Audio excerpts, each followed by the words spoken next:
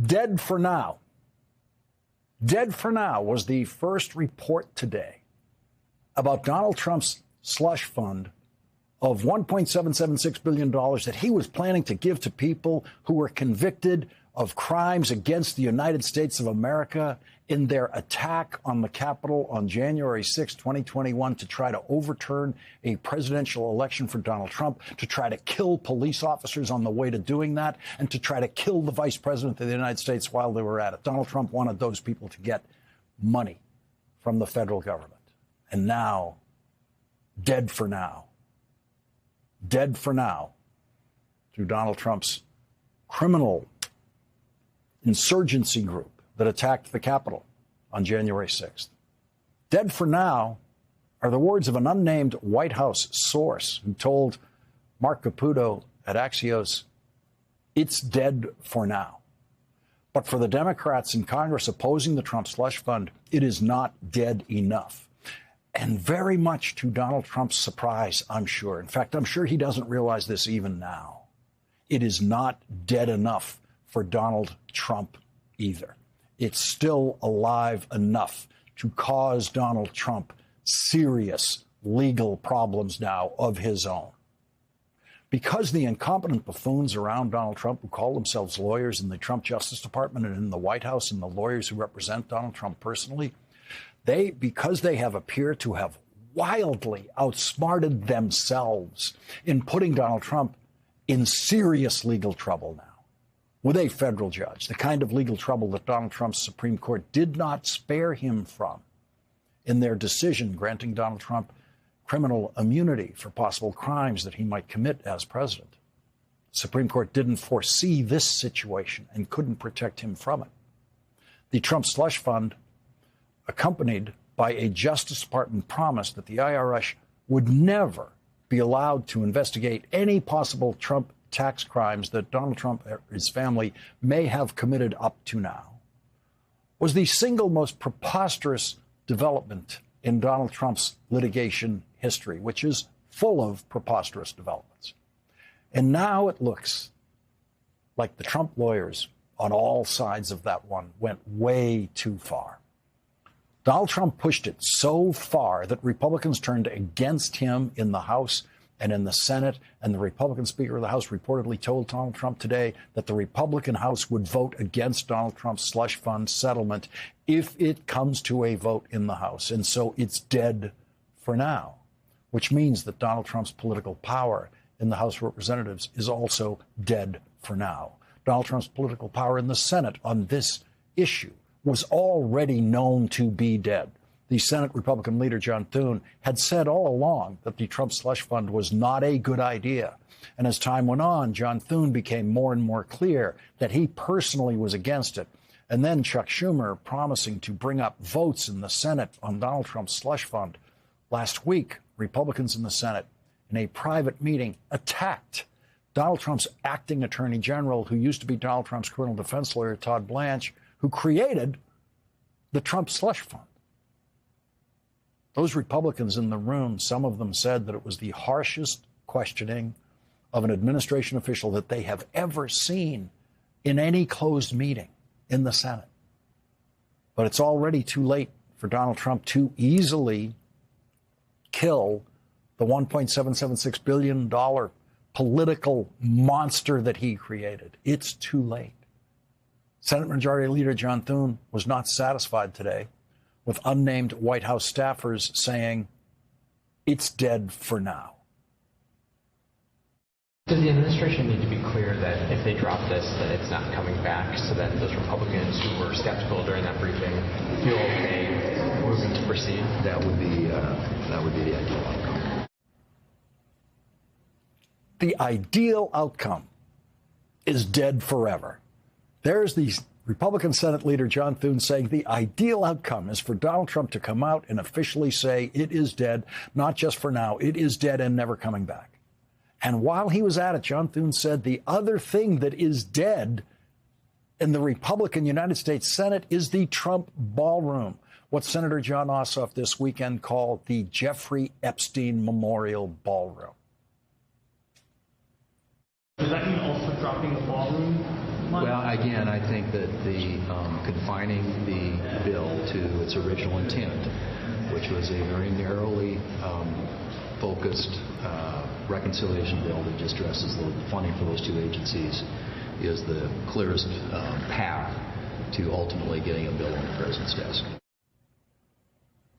So no, the Trump ballroom will not be in the Republican reconciliation bill. John Thune saying the Republican Senate will not be voting for the $1 billion Donald Trump wants from them, for what Senator Ossoff will be calling the Jeffrey Epstein Memorial Ballroom if a vote on the Trump ballroom occurs on the floor of the Senate. Donald Trump is politically radioactive now, and Republicans in the House and Senate know it. The Republicans in the House and the Senate know that their worst enemy in the coming elections in November is Donald Trump. And Democrats in the Senate and the House have reason to believe that the enormity of Donald Trump's corruption and the corruption in his administration is getting through to voters and could be a decisive issue in November.